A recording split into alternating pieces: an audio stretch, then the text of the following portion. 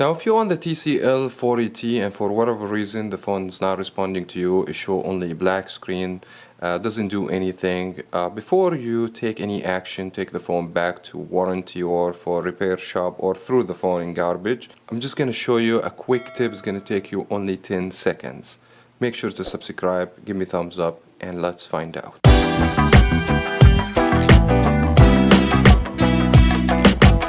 Now the phone that I have right now, it's not frozen. This video only for educational purposes, but if this ever happens again, you have a black screen on your TCL 40T, all you have to do is press and hold the power key for 10 seconds. Don't let it go till the phone shuts off and restart by itself. Just hold and don't let it go.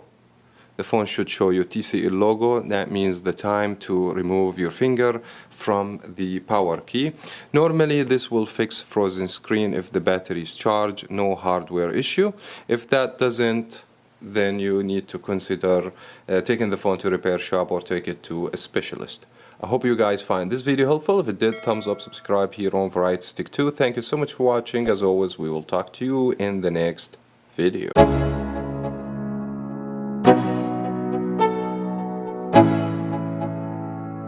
Let's go, yeah.